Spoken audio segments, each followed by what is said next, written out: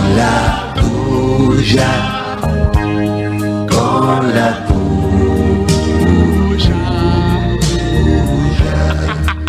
Buenas tardes a todos, a todas, a todos.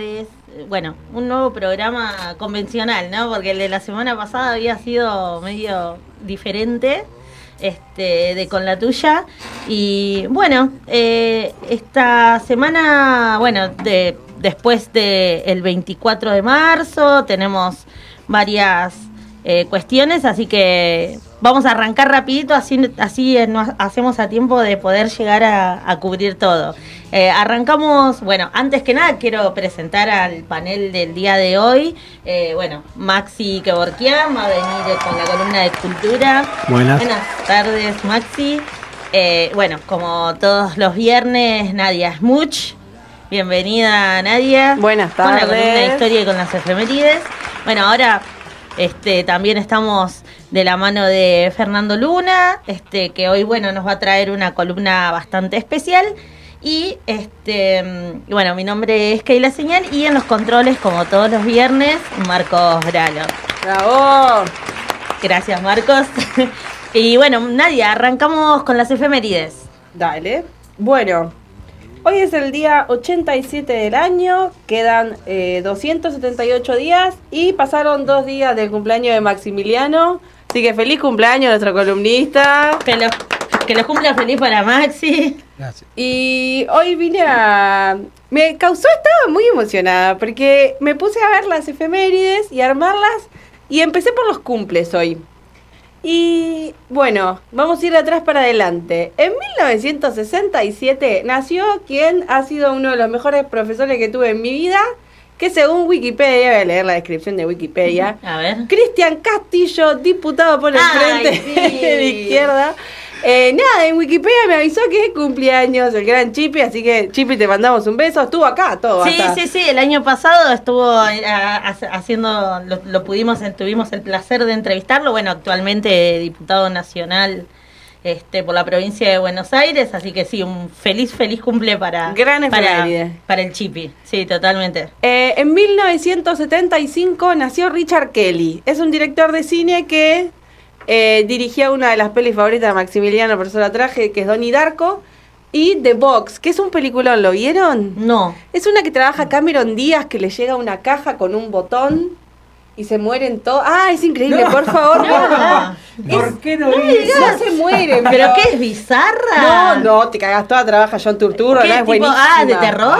Medio de suspenso. No sé, mírenla, es muy buena. Y ahora que leo que también dirigió Donnie Darko, y todo cobra mucho más sentido. Ok. Pero bueno. Y en 1986 nació Stephanie Joan Angelina Germanotta, más conocida como Lady Gaga. Hoy está cumpliendo, dijimos, 39 años. 39. La señora Lady 39.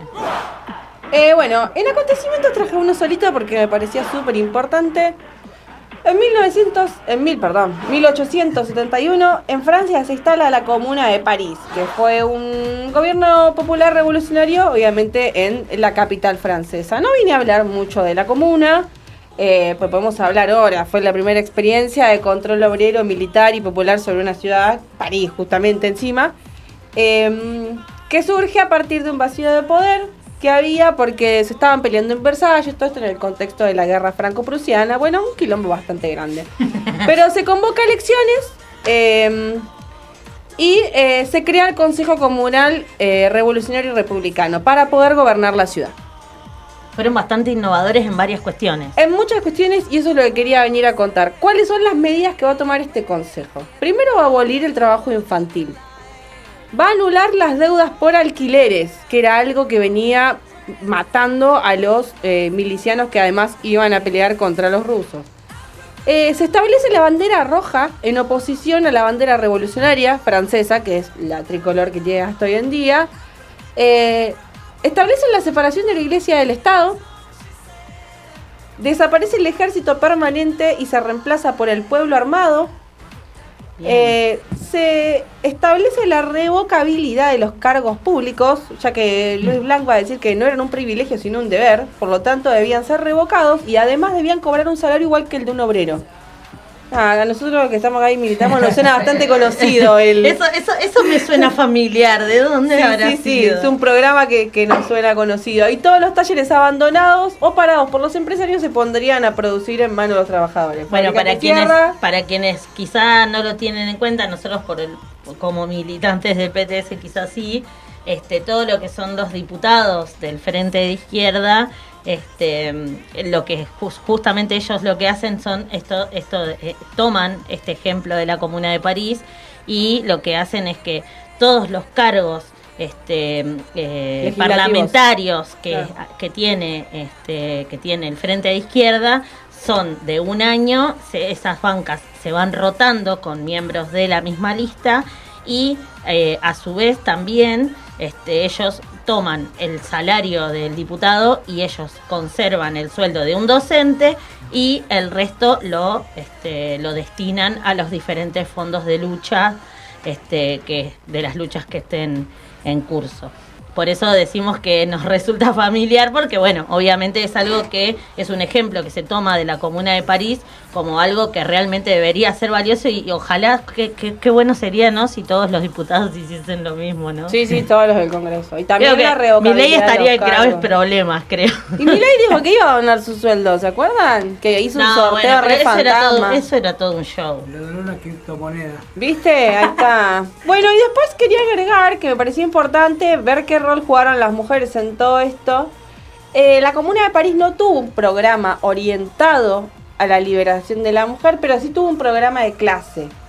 Entonces se dieron algunas medidas que mejoraron la situación de las mujeres, como por ejemplo se consiguió el derecho al divorcio, la igualdad salarial, una indemnización para las viudas de los comuneros que caen en combate. Y también se creó una comisión para la educación de las mujeres, para que pudieran en última instancia acceder a mejores condiciones. Y dentro de las comuneras, que por supuesto fueron parte del frente de batalla, había un grupo que le decían las petroleras. Esto lo traje porque acá tenemos a nuestro compañero Fer. ¿Por qué le decían las petroleras? La burguesía liberal le va a poner ese nombre porque eran tipas que prendían fuego todo. O sea, excelente. Cuando los prusianos quieren invadir, quieren destruir la Comuna de París, no prendían fuego ningún edificio de la burguesía, porque era carísimo. Entonces le tiraban a los civiles. Estabas en la calle y nos vemos ahora los edificios impecables. Entonces, ¿qué hacían las comuneras? Ah, sí, bueno, le vamos a dañar toda la propiedad de los burgueses. Claro, tal cual. Y la prensa les empezó a llamar así, tipas que agarraban y como sea prendían fuego. Y Luis Michel, que es una comunera muy famosa, al principio va a decir, yo no entendía por qué nos decían petroleras. Y un día estaba en una barricada y me encontré gritando, ¡fuego a todo! Y listo. Así que sí, terminaron. Y obviamente que fueron las malas madres, las indecentes, todo tipo de vejámenes que les pudieran decir a estas chicas que lo único que hacían era sostener las barricadas. Bueno, tengamos en cuenta que a las sufragistas también les decían lo mismo. Exactamente. Si vamos al caso, o sea, toda mujer que pelease es como una bruja. Sí, Claro. tal cual, merece ser quemada.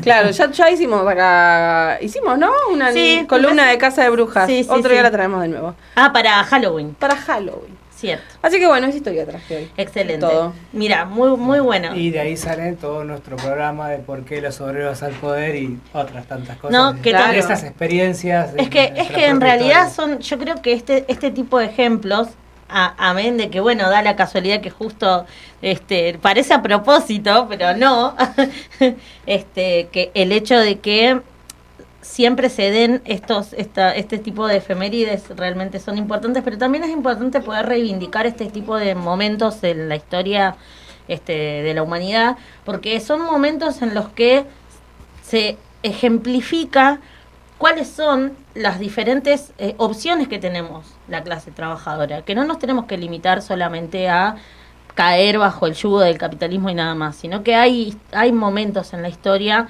que demuestran que sí se puede, ¿no? El verdadero sí se puede. El verdadero sí se puede. Así que bueno, muchísimas gracias, Nadia. No hay de qué. Y bueno, continuamos. Estábamos escuchando Waterloo de ABBA, que bueno, fue una sugerencia de Nadia, ¿no? Es un temazo. No tenía que ver básicamente, porque sin fue- contexto. Como 100 años después fue la comuna de que cayó Napoleón en Waterloo, pero siempre está bien que caiga Napoleón en una batalla, así Y que... siempre está bien poner algo de ABBA. Claro, había que festejar que fue la decadencia de Napoleón y Francia. Excelente.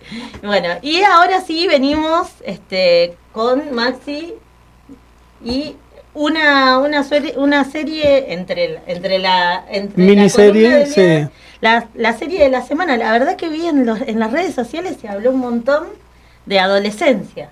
Sí. Yo voy a expresar mi opinión Ok. impopular. A ver, me parece muy buena, está bien. El qué sé final yo. es medio... Es una serie raro, normal. no sé. Lo que pasa que hoy charlábamos con Nadia, mientras terminamos de verla, que es algo que nos pasa a los docentes todo el tiempo. El que es El bullying. el que es docente trabaja con el bullying todo el tiempo, con las redes sociales. Los que trabajamos en los barrios más complicados sufrimos mucha violencia. O sea, nosotros no, pero los chicos en sus barrios sufren mucha violencia que terminamos perdiendo estudiantes, familias terminan como termina hacia el final de la miniserie. Eso pasa todos los días, claro. o sea, es algo corriente y lo pasa, bueno, Netflix te hace la doble jugada de que primero la gente no está interiorizada y después, ¿qué hace? Apenas saca algo, te dice que es lo más visto en el... dale. Pero puede ser, Poneme al día que salió, es lo más visto en Netflix. Para mí es imposible. A ver, hay una cosa. Teoría conspirativa, es mentira. No, hay una cosa que quiero que tengan en cuenta. El top 10 de Netflix siempre va a estar ajustado al algoritmo de tus preferencias según la aplicación. Entonces, ese top 10 no es el mismo top, o sea, el top 10 que ve Maxi o que ves vos o que ve, no es el mismo que el de Fer y no es el mismo que el mío. Ahí va, mirá. Pero la serie nueva... Pero particularmente adolescencia, sobre todo por la repercusión que tuvo en las redes En sociales. el mío figura como el 2. Como la Yo no me segunda fijé, serie más no me vista. fijé, Después no me chequeen fijé. en el suyo Pero, en qué top está. Pero sí, lo que sí sé es que el algoritmo de Netflix se maneja de maneras misteriosas. Yo no tengo Netflix personal, si no tendría ese ranking, Claro, no. claramente. Pero bueno, la serie está muy buena, el argumento está muy bueno, cómo va toda la movida, está bien, está muy bien, está bien lograda. Ahora, lo que me parece más importante y lo que vengo a traer yo es cómo está grabada, cómo está filmada. Sí. Qué interesante, Es ¿no? Porque maravilloso. realmente yo creo que es muy particular. Es muy particular la forma de estar. Es muy difícil. Para los que no conocen, se llama plano secuencia y es grabar todo de una. Sin cortes. Sin cortes, Sin tomas. ver cómo salimos y ahora, obviamente, si bien hay algunos elementos de improvisación, es como cuando, ¿viste los Juegos Olímpicos que se tiran las chicas a la pileta y hacen nado sincronizado? Sincronizado, sí. Bueno, tiene que estar así, Claro. aceitadísimo, o sea, Ensayado, muy practicado. muy practicado, tiene elementos que están muy buenos. Uno tiene que ver cómo funcionan los personajes secundarios y intermedios para llevar de una escena hacia la otra. Cuando enfocan ciertos personajes que pues no van a tener mucha relevancia en la historia, pero sirven para ese nexo, para que la cámara pueda seguir rodando. Qué flashero. O sea, hasta que llegan los finales de los capítulos donde, bueno, terminan cortando Claro. la escena. Entonces se puede empezar desde cero otra vez, pues si no, deberían... Como la mujer policía. La mujer policía no ni pincha ni corta, pero No. va y viene un montón de veces. Es Es verdad. como que es la que... Mira que estas cosas son un flash. Claro, hoy Yo que no caso una, No, interesantísima. es que está bueno. Igual las un- mejor son las tomas que hacen tierra, aire, tierra. Bueno, hay un video sobre eso, sobre cómo se graba, sobre todo la escena donde la amiga, después de tener el colapso adentro de la escuela, está en la parte de afuera, la cámara se acerca y después se hace un plano general que se va volando la cámara. Qué sé yo. Cuando enfocan Bueno, a todos los nenes, que claro. después ahí le pega al otro. Ahí está. No, Bueno, también no, cuando, no, cuando te sale muestran el el final del estacionamiento. capítulo. Claro, que el va final del capítulo. al padre. Estamos spoileando toda la serie.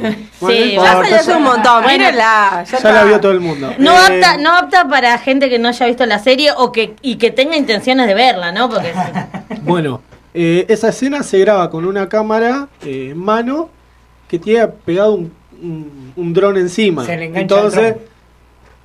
cuando terminan de enfocar los dos camarógrafos, se eleva y bueno, ¡qué se va. locura! ¡Ay, eso es un Va- flash! va la Che, cámara pero por pará, todas, el le dron se enganchan- banca el peso de la sí, cámara. No, sí, lo Es engancha un- el dron, es el un dron dron. vuela. Sí, cuando no baja- es un dron tipo, es un dron, es un señor dron. No es No de los que venden en Mercado Libre. Claro, No, no. precisamente. No es el dron chino. No, Claro. Estamos hablando de algo de 70, 80 centímetros.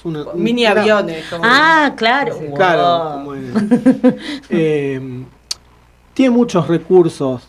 Es muy difícil hacerlo, entonces hay un montón de recursos que están buenísimos. Incluso uno se puede poner a buscar en Instagram que que hablen mucho de cine, y hay un montón de videos de planos secuencias donde los actores mismos agarran las cámaras, sostienen las cámaras enfocando a un punto, mientras el otro actor o la actriz se está cambiando atrás, abajo, tirado en el suelo, pasan por los costados. Entonces son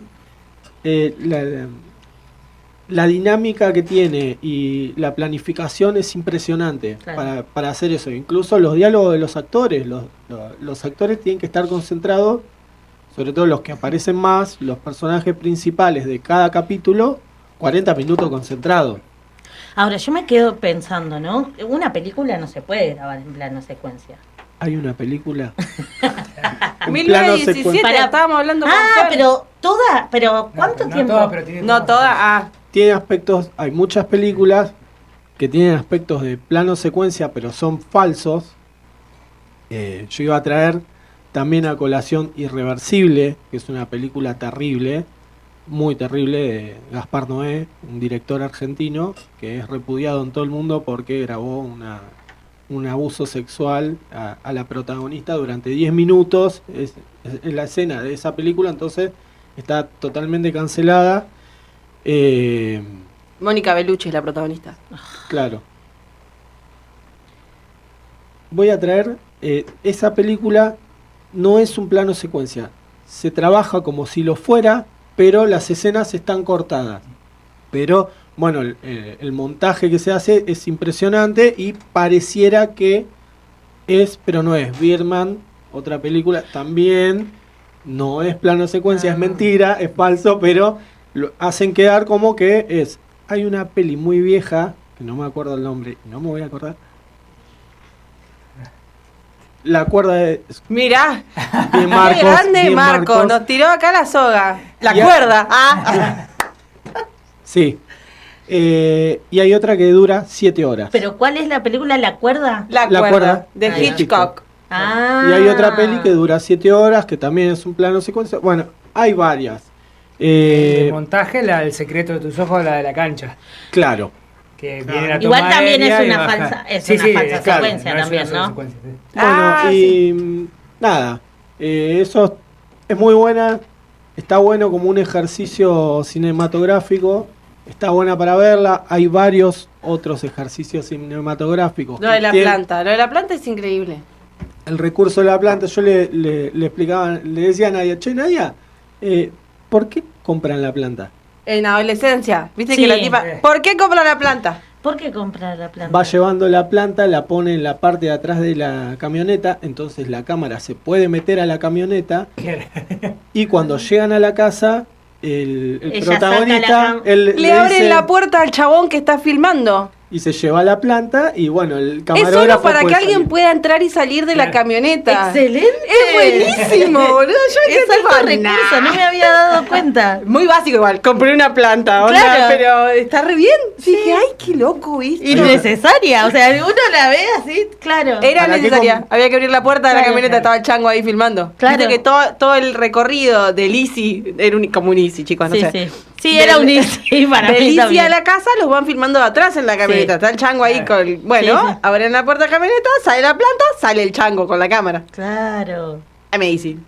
Ese hay otro plano donde pasan por entre medio una baranda de escaleras. Ahí se nota el trabajo de dos camarógrafos, que uno le pasa la cámara al otro, el otro se tira al piso y sigue filmando Qué el locura, segundo. ¿no? Qué laburo.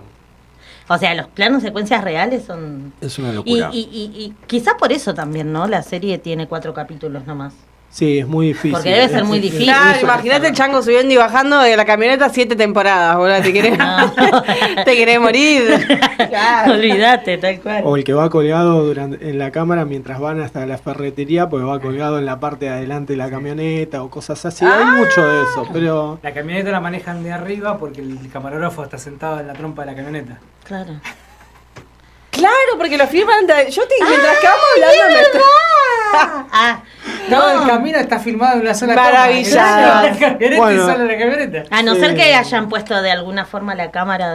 Bueno, no importa. No hay colguemos, forma, ya pero no estamos ya. yendo por las ramas. bueno, hay muchas pelis así que trabajan esos planos secuencias. Hay otras que yo quiero recomendar que tienen otros detalles de arte, por ejemplo Dogville de Lars von Trier, que no tiene escenografía. La escenografía está dibujada en el piso. Es un galpón gigante y las casas están delimitadas por líneas en el suelo. Dice casa, dice el nombre de la calle. Y la gente hacen como que entran a una casa, pero Claro, es y es ahí. un... Un galpón. está dibujado en el piso, la casa. Cada casa es ¡Qué un dibujo locura! en- ¿Cómo se llama? Dogville. Dogville. Casa Es del terrible. perro, barrio del perro, villa del perro. Claro, Algo Villa, así, Villa del Villa Perro. Bueno, es una crítica hacia los pueblos chicos estadounidenses que hace el director. Trabaja Nicole Kidman, dura 3 horas, pero es buenísima, es hermosa, pero hay que bancar. Habría que bancar buscarla. 3 horas.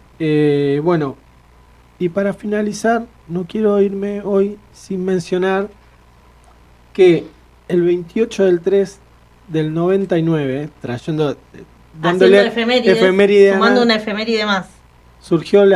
se estrenó la mejor serie animada de la historia en Estados Unidos, ¿Cuál? Futurama. Ah. Buenísimo. Porque yo me quedé afuera de las efemérides y bueno, había que tratarlo de alguna manera. Amo Eh, Avengers.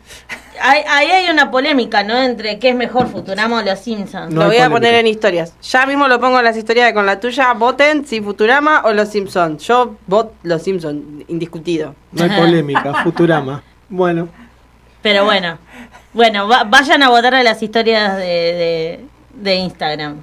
Así que bueno, buenísimo. Bueno, muchísimas gracias, Maxi. Nos vemos en 2 semanas y vamos a la tanda y enseguida volvemos. Dale. El nuevo acuerdo que el gobierno impulsa con el FMI, anunciado por Caputo por un monto de 20.000 millones de dólares, profundiza el camino de la dependencia. No es una medida aislada. Es la continuidad de una política histórica de subordinación a los dictados del capital financiero internacional.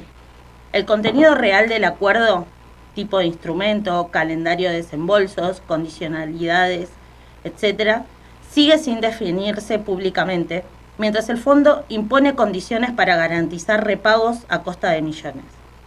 Mientras tanto, el Banco Central ya perdió más de 1.200 millones de dólares en reservas para evitar la disparada del dólar, mientras que, como parte de la receta clásica del FMI, se espera una nueva devaluación, ajuste fiscal, transferencia de recursos a los exportadores y saqueo a los sectores populares.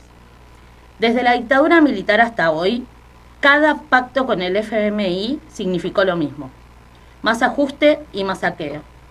La deuda pasó de 7.800 millones de dólares en 1976 a 45.000 millones en 1983. Se financió la fuga de capitales y el terrorismo de Estado y se benefició a los grupos económicos ligados al régimen. Ningún gobierno posterior rompió con esa lógica. Ni Alfonsín, ni Menem, ni de la Rúa, ni el kirchnerismo, que pese a su discurso no cuestionó para qué habían sido usados los fondos y pagó sin chistar. Al momento de asumir Néstor Kirchner, la deuda neta con dicho organismo rondaba los 13.000 millones de dólares, los cuales, lejos de haber sido utilizados en beneficios del pueblo, era parte de una deuda de la dictadura militar, más lo utilizado para que se financie la fuga de capitales durante el gobierno de Menem y de la Rúa. En 2018, el préstamo histórico de 50.000 millones de dólares dados a Macri para financiar la fuga de capitales y su legitimación por parte del Frente de Todos en 2022 al votar el nuevo acuerdo negociado por el ex candidato a presidente de Unión por la Patria, Sergio Massa, evidenciaron que el fondo nunca se había ido del país. Hoy, el gobierno libertario aplica por anticipado lo que el FMI exige: la eliminación de la moratoria previsional, los despidos en el Estado, la reforma laboral de la ley bases y entrega de empresas públicas y recursos estratégicos no son más que guiños al organismo de que se cumplirá con todo lo solicitado sin importar el destino de las mayorías. Todo bajo el discurso de una supuesta estabilización que no es más que la profundización del saqueo. La salida del cepo, financiada con nueva deuda, solo alimentará la fuga de capitales, como ya ocurrió en ocasiones anteriores. Mientras tanto, el peronismo vuelve a cumplir su rol histórico de sostén del régimen en crisis. Esto ya había quedado en evidencia al mandar de manera apresurada el acuerdo con el fondo durante el gobierno de Alberto Fernández, legitimando una deuda que al momento de la asunción de la fórmula Fernández-Fernández en 2019 se sabía que había sido utilizada para la fuga de capitales y que luego auditorías internacionales lo confirmaron. En el Congreso, parte de sus bancadas fueron claves para el quórum y la aprobación de artículos de la ley Ómnibus, mostrando que, más allá del relato, están dispuestos a garantizar la gobernabilidad del ajuste. Al mismo tiempo, su crisis interna lo atraviesa de punta a punta. Diputados que venden sus votos por dinero o cargos jerárquicos, otros que se ausentan a votaciones claves o se abstienen de votar, sin una estrategia clara, más allá de posicionarse de cara a las elecciones de este año. Su orientación sigue siendo la misma: mostrarse como el mal menor, esperar el desgaste del gobierno y canalizar el descontento social a través de las urnas, mientras bloquean cualquier proceso real de movilización y lucha que cuestione el orden establecido. El FMI no es un actor neutral, es un instrumento de dominación imperialista que impone su política en decenas de países.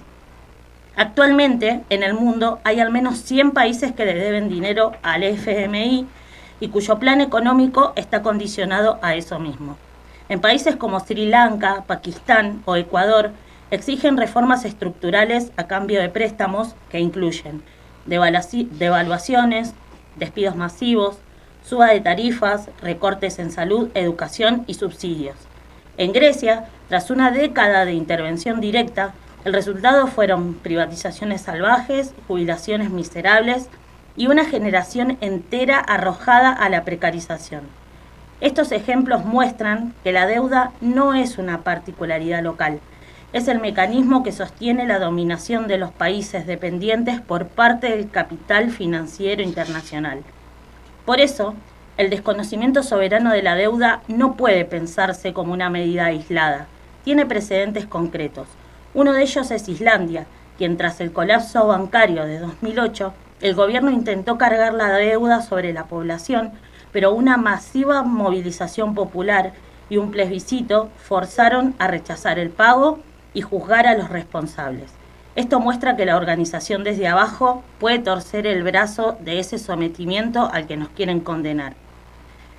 Pero en un mundo donde el FMI aplica la misma receta en todos lados, esa ruptura no puede ser nacional y aislada. Es necesario avanzar hacia una coordinación entre los países oprimidos que han sido sometidos por el fondo para desconocer en común las deudas ilegítimas, auditar su origen, rechazar sus condicionamientos y recuperar soberanía económica. Esa tarea no puede quedar en manos de gobiernos que terminan negociando bajo otras formas lo que dicen criticar. Solo la unidad internacional de la clase trabajadora y los pueblos oprimidos pueden poner en pie una fuerza real para romper con el FMI y el sistema capitalista que lo sostiene.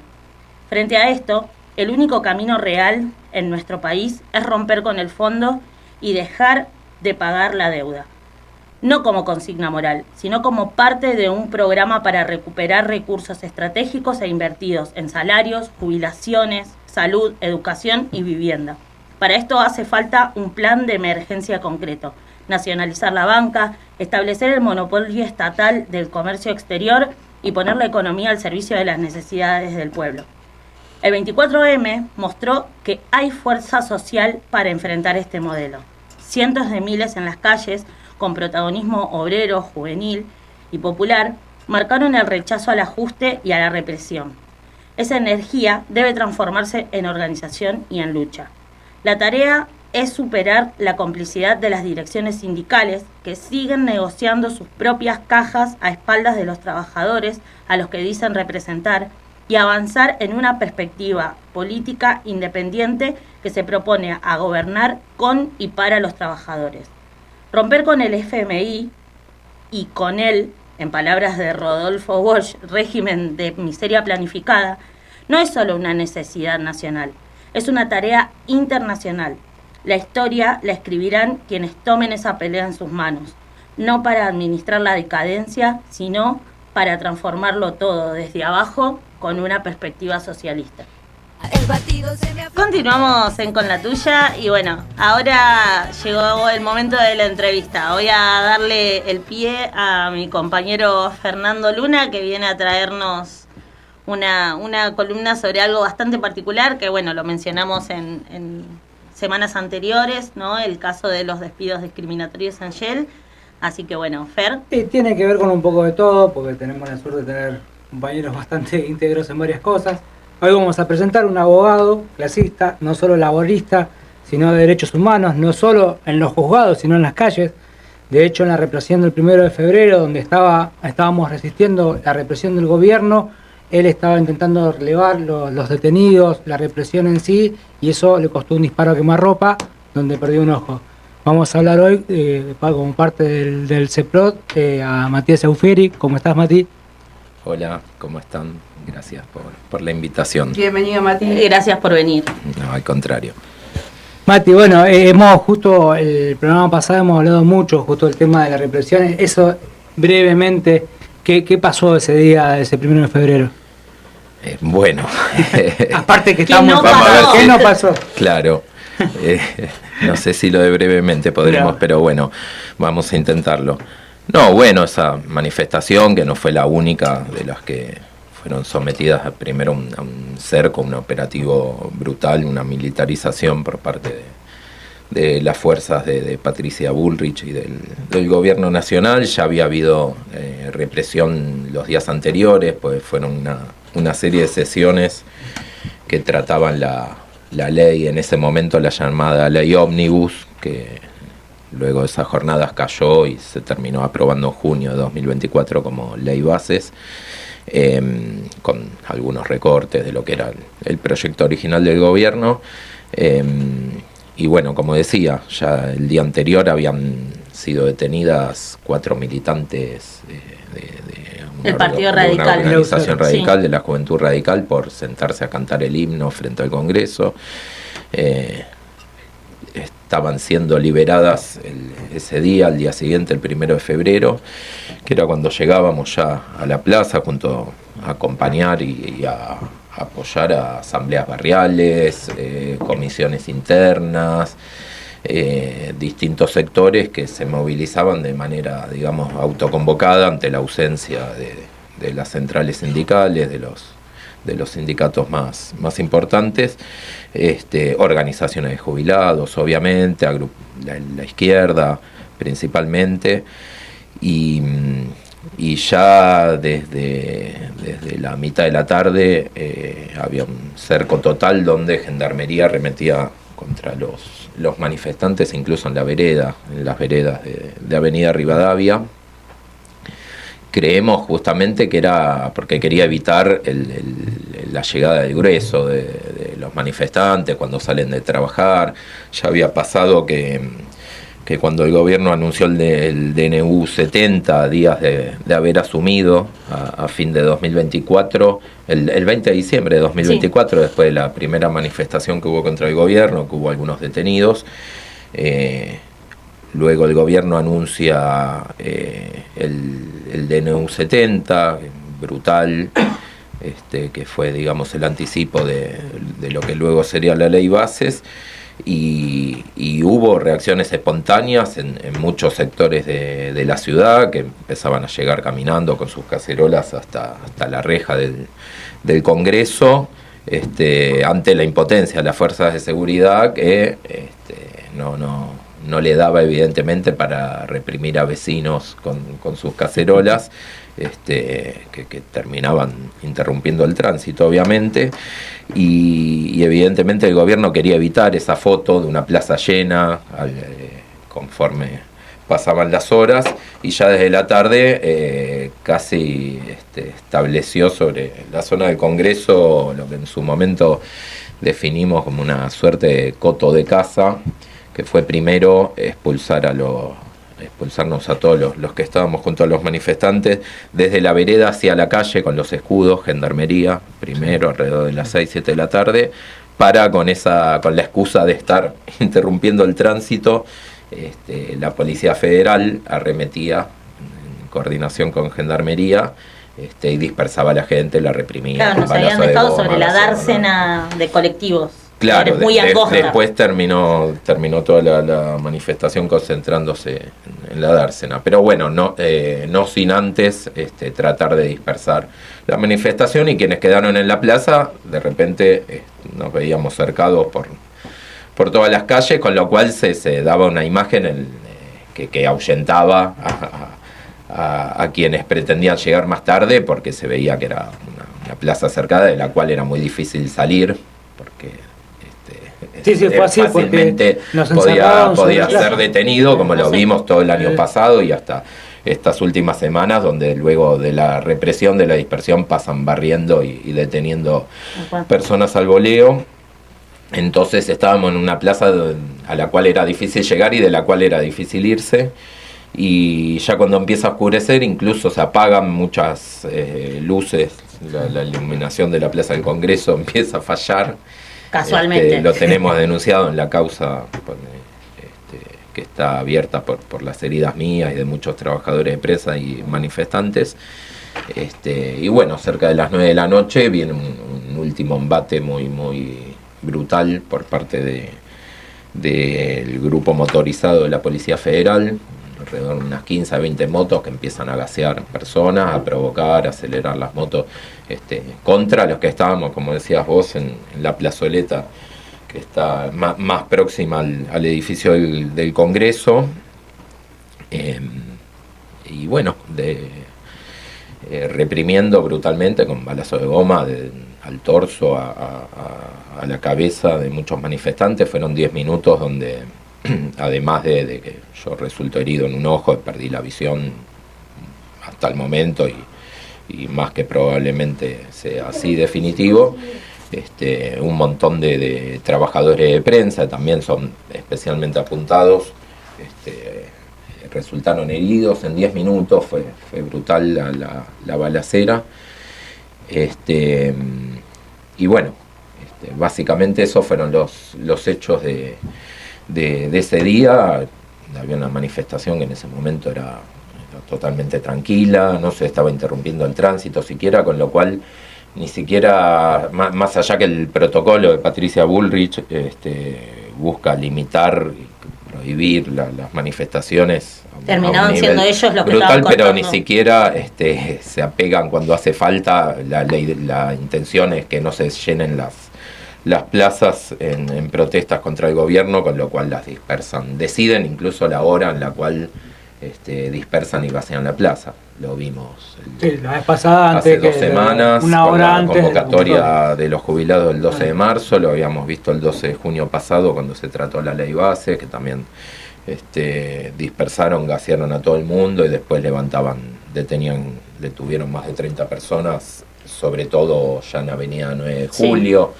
Después con los compañeros de nuestro organismo y con Miriam Bregman hicimos denuncias que pusieron en jaque toda esa denuncia, que en las primeras horas por parte del gobierno y de la justicia federal que se hacía eco, imputaban por los delitos más graves de intento de golpe de Estado, Sedición. Sí, sedición, atentado al orden constitucional, etcétera, etcétera. Eso se fue cayendo, no queda casi nadie imputado.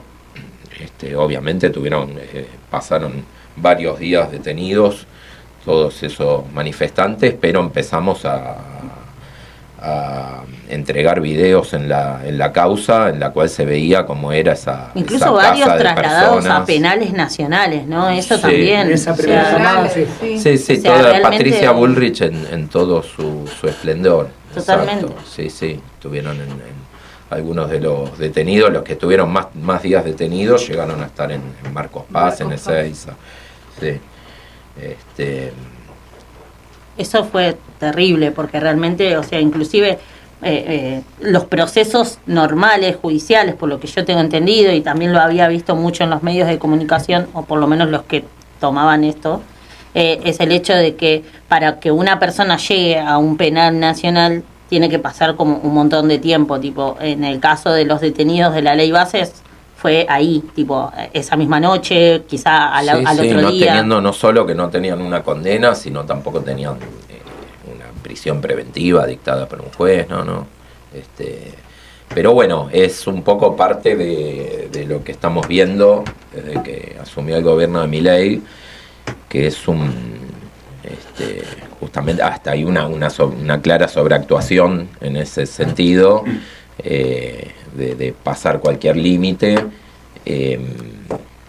Por ejemplo, en la última manifestación, la que decíamos recién del 12 de marzo, Pero más de 100 personas que más de tuvieron- 100 personas detenidos, que justo la jueza de turno de la ciudad de Buenos Aires no convalidó lo que no era, Tal básicamente cual.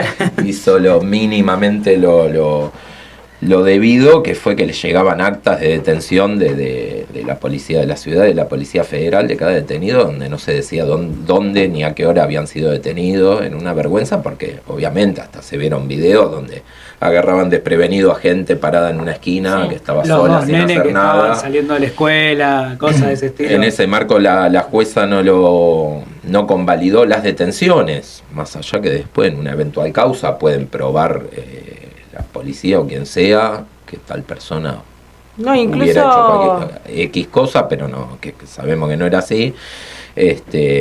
Y bueno, y después las apretadas que hubo, el intento de escarmentar a esa jueza y sobre todo sembrar miedo en el resto de los jueces, que evidentemente la gran mayoría no quiere, no está dispuesto a perder privilegios, y no damos prácticamente con ningún juez que otorgue alguna medida preventiva para garantizar las manifestaciones, que le ponga algún límite, aunque sea verbal, ¿no? Porque después Bullrich puede seguir haciendo lamentablemente lo que se le antoje, pero ni siquiera se quieren tirar o poner en cuestionamiento tanto el protocolo, que es completamente constitucional, como después en cada manifestación cuando lo aplican. Algo que había visto de la última marcha, la del 12 o sea, la última represión fuerte, que fue la de ahora, la del 12 de marzo, era que hubo una complicidad de varios de los poderes, ¿no? Porque recordemos que ese mismo día a la mañana se habían presentado varios habeas corpus que habían sido rechazados en contra del sí. protocolo, y sin Incluso había embargo bajado un juez a evaluar el operativo. Sí, entre ellos también, sí, nuestro organismo, con Miriam, otros compañeros, y compañeros jubilados, habíamos presentado distintos habeas corpus, otras acciones, medidas cautelares en otros fueros, vamos buscando dónde puede haber alguna grieta un poco mayor, algún juez que si no es para alguna medida sobre la manifestación concreta, discutir alguna de las normas que aplican para después reprimir. vimos apenas, no pueden desconocer lo brutal de la represión desde el 12 de marzo. Estas medidas las hicimos previo a la manifestación del 19, las que decías vos. No las pueden desconocer. Entonces un juez federal, en lo contencioso administrativo federal, lo que decía Fernando, si bien rechazó las presentaciones de varios organismos, digamos, concedió el hecho de constituirse en el lugar en la manifestación a monitorear el accionar policial. Después también en la justicia de la ciudad de Buenos Aires algo similar. Evidentemente los jueces iban con un ojo mirando cómo se desarrollaba la manifestación antes de resolver algo. El operativo había cambiado por todo el repudio, los cuestionamientos que tuvo Bullrich. Evidentemente no fue la prioridad, la primer opción reprimir, sino que fue un cerco donde directamente era difícil llegar a la plaza. Se decía que Bullrich estaba casi separada del operativo del 19 de marzo, o sea, lo encararon de manera distinta, pero todavía estaba peleando por su vida Pablo Grillo, o sea, el gobierno estaba muy cuestionado, muy golpeado por lo que fue su propio accionar del 12 de marzo. Entonces, bueno, esto que decíamos, los jueces iban mirando, quizá con el dato ya de que no iba a haber una represión salvaje como la semana anterior, simplemente daban órdenes a los distintos gobiernos de que se apeguen a la ley o cuestiones así totalmente abstractas. Yo quiero ahí entrar en un tema que a mí me parece importante, para igual podemos volver igual a la ley base, pero hay un aspecto que es muy importante en cuanto a lo legal, sobre todo porque todo esto dio una oleada de despidos bastante importante, en los cuales me encuentro incluido por segunda vez, pero me parece muy importante entender el rol que juegan abogados como son ustedes del CEPROD, que es una diferencia muy importante para los trabajadores. Y a mí me gustaría que un poco ejemplifiques el rol que han jugado, pues en nuestro caso, o sea, cuando nosotros nos despidieron en el 2014, logramos la reinstalación en la segunda petrolera del país, la tercera empresa multinacional del mundo. Entonces, no es menor tener, o sea, no solo por todo esto que contaba Matías, de que el rol que se puede jugar en este proceso tan represivo, a pesar de toda la manipulación de que la justicia, el rol que juegan los abogados, y en este caso particular con los despidos, me parece, bueno, por lo menos aclarar un poco eso antes de meternos en la ley base, lo que es ser eso. Sí, claro. Bueno, acá con Fernando yo tuve el honor de ser uno de los abogados que participamos en las reinstalaciones, tanto de Fernando como de dos compañeros más de Shell en ese año, en 2014. Y bueno, obviamente siempre ligado a la lucha que den los trabajadores, nunca creemos que define en frío la ley o lo jurídico, más allá de que buscamos en ese terreno también todas las posibilidades y vericuetos y lo que sea. En ese momento, obviamente, para empezar, las leyes creemos que responden obviamente a la relación de fuerza de cada época. Ahora bien, en nuestro organismo, el Centro de Profesionales por los Derechos Humanos, empezó casi que hizo punta con la cuestión de las reinstalaciones en favor, mejor dicho, de lo que son en su momento se llamó delegados de hecho o activistas que quizás no tenían fueros sindicales, no estaban elegidos delegados en fábricas donde no se votaban delegados siquiera. Y obviamente, producto de una época, casi llegando al 2001, se empezaba a desmoronar lo que era el neoliberalismo de la época menemista y de la Rúa.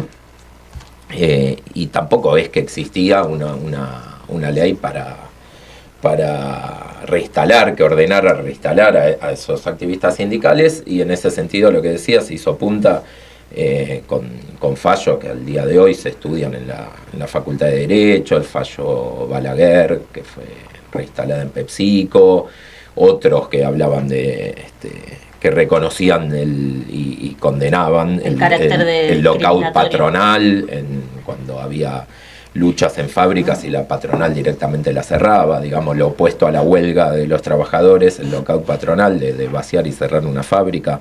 Esto alrededor del caso de Sanón, una fábrica en el sur del país que desde hace 20 años está bajo control de sus trabajadores, más de 20 años. Entonces, en ese sentido, justamente quizás la relación de fuerza acompañada de todo lo que se puede hacer desde el plano jurídico, incluso genera antecedentes que después digamos, son prácticas que se lograron instalar, por llamarlo de alguna manera, en sectores de la justicia durante décadas, lo cual llevó a que ahora intentan modificar esta relación de fuerzas y mediante la ley Bases dejaron plasmado en una ley todo lo que, digamos, todos los argumentos de las patronales en todos esos juicios. El famoso artículo 245 bis. Claro, exactamente. Todo el deseo húmedo de las patronales están en una ley. Agregaron un artículo a la ley de contrato de trabajo, en el capítulo que se refiere a los despidos, donde básicamente plasman la ilegalidad de violar, por ejemplo, la ley antidiscriminatoria. Entonces ya dejan plasmado, tarifan el despido, lo que es un despido sin causa, que es el artículo 245, y ahora agregaron el 245 bis, que decías vos, donde habla de que el despido será válido igual, aunque sea por razones de discriminación, Paga la por discriminación. opinión política, sindical, Vale discriminar. religión, Sí. raza, cualquier cuestión Lo que en sea, materia de bueno. discriminación, vale esa ilegalidad, solamente que bueno, habrá que pagar un agravante, una indemnización agravado, como ya existían ante el caso de despedir a una mujer embarazada, por matrimonio y algunos casos más. Obviamente, como les decía, a ver, tampoco es que esta ley establece o deroga la ley antidiscriminación, que es muy utilizada para las reinstalaciones, o lo era hasta este cambio de la ley. ¿Eso qué quiere decir? Que si la ley antidiscriminatoria aplica a el caso por ahí siempre más tradicional, era para el ingreso a un boliche, por ejemplo,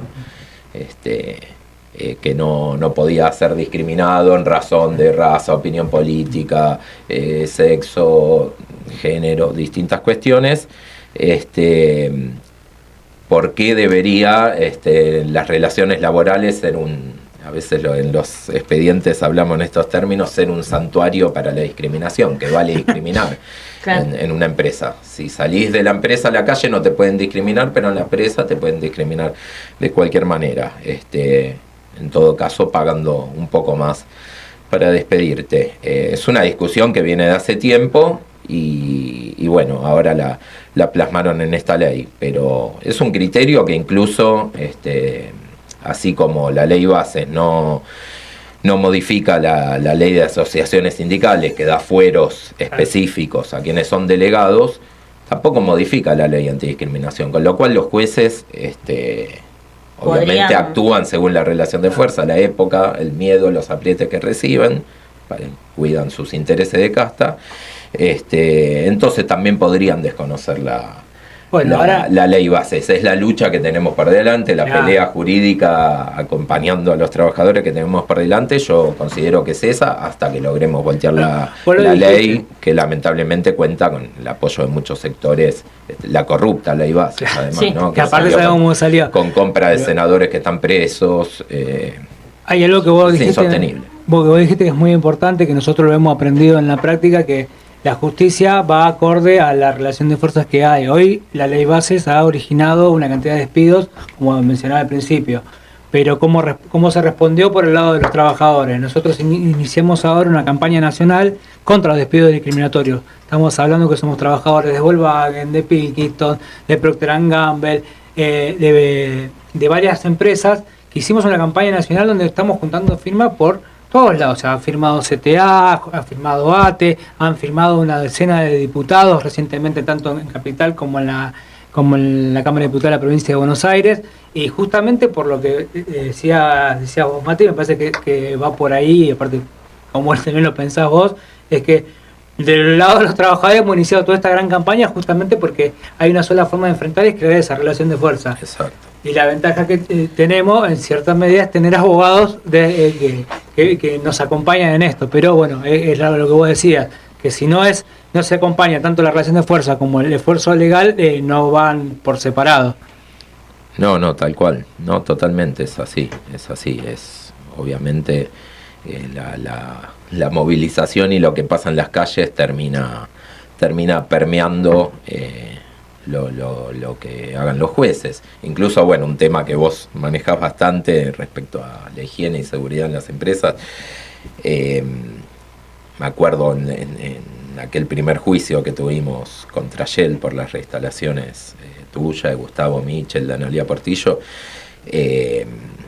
que también se denunciaba mucho. A Shell para esos momentos tenía denuncias de todo tipo. Uno por ser uno de los que había impulsado una corrida cambiaria en 2014, cambiando manejo de dólares a Laburen en millones y millones de dólares. Después denuncias ambientales de todo tipo a nivel internacional, pero incluso Shell era algunas compañías que manejan cierto capital considerable, les es permitido estar autoasegurado en materia de riesgos de trabajo. O sea, no contratar una aseguradora de riesgos de trabajo, sino autoasegurarse ellos. Eso no sabía.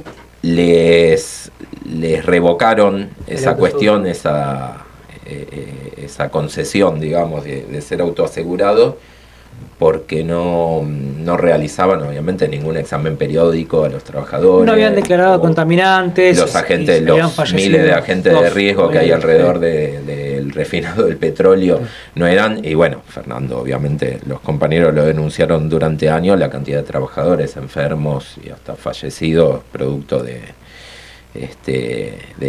la contaminación, ¿no? En ese marco, por ejemplo, la ley de riesgo de trabajo no fue modificada por la ley base, claro. La ley base no la toca porque ya había sido modificada en 2017, con apoyo de todo el arco político, ¿no? De todos los bloques, digamos, patronales, del peronismo, etcétera. Incluso jueces que hasta quizás concedían alguna reinstalación, con las ART no se meten. Es una cosa increíble. Todos los fallos, incluso en materia de intereses, en épocas de inflación, etcétera, es brutal cómo están alineados completamente todos con las aseguradoras de riesgo de trabajo, obviamente en desmedro de la salud de los trabajadores. Sí, la precarización laboral va en aumento, lamentablemente. Buenísimo, bueno. La verdad que me encantaría poder hacerte 1.000.000 de preguntas más, pero bueno, ya nos quedamos sin tiempo. Bueno, lo que nos queda igual de conclusión creo que es la importancia, ¿no? De poder unir todas las luchas y de poder unir inclusive todos los sectores, porque bueno, como comentaba Fer, ¿no? Hoy en día hay un grupo de abogados y de profesionales del derecho que están al servicio de los trabajadores despedidos.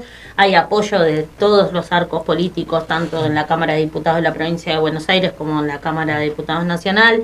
Entonces me parece que es importante tener en cuenta esto para poder seguir esa pelea, ¿no? Porque si queremos realmente que se logre esa reincorporación, porque efectivamente estos despidos son ilegales y son discriminatorios y la verdad es que se sabe que el artículo 245 bis es anticonstitucional. Entonces me parece que es importante que podamos seguir resaltando esto y que podamos seguir difundiéndolo, porque es la clave para poder torcer el brazo de jueces y de todo el arco político que se está beneficiando con estos despidos realmente. Así que bueno, muchísimas gracias, Mati, por venir.